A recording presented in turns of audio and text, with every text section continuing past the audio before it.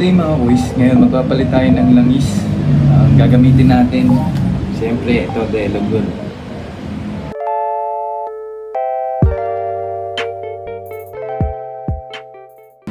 Kaya maganda yan sa mga kargado. Karga ngayon ng makina natin ay 59. Ang gamit natin ngayon dito, naka-Delogol din to. Kaya ngayon magpapalit lang tayo kasi na 1,000 kilometers na tayo. Maintenance lang.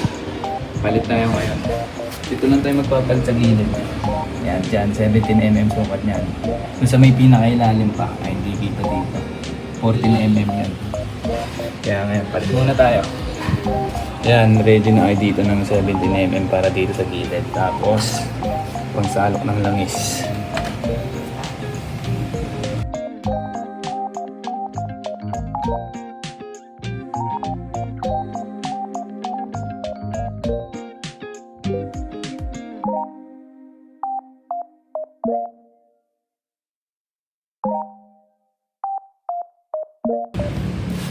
Yan.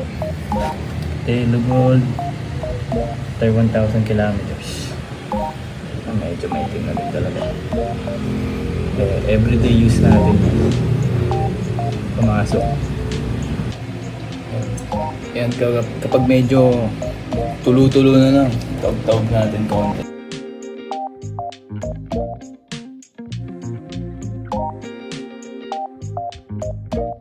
Yan, katawa na ng tumutulo. Balik na natin to.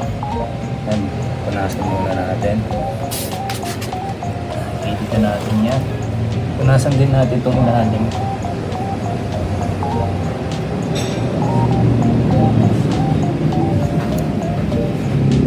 Balik natin to.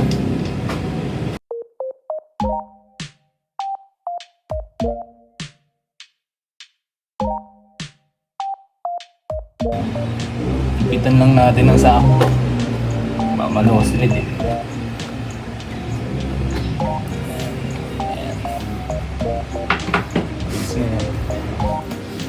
Yan.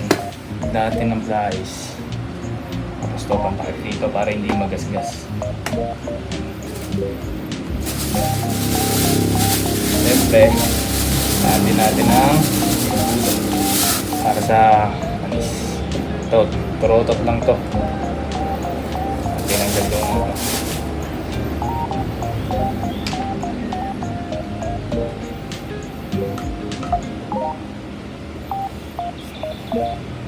One liter to, 800 ml lang kailangan natin. Yung 200 ml, tatabi natin para next time.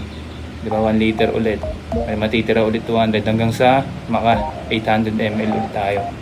Para matipid. Malilibre tayo ng isang change oil sa susunod.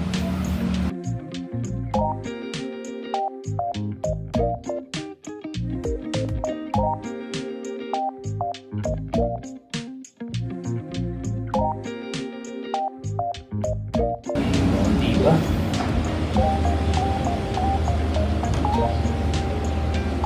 Sakto naman.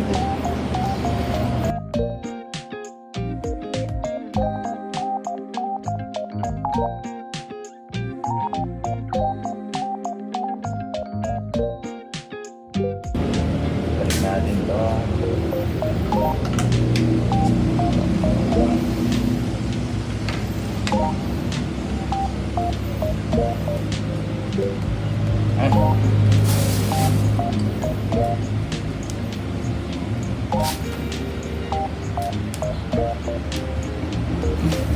All goods na. Ngayon, itong lumang langis ngayon, sasalin natin dito sa laganan niya dati. Tingnan natin kung ilan pa.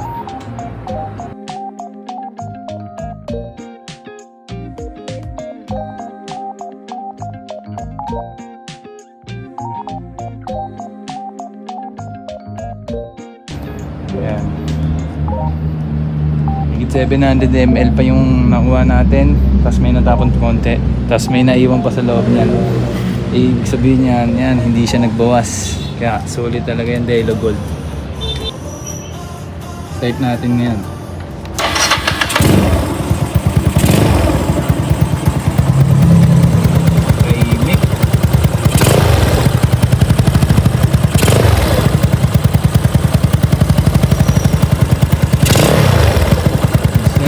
na.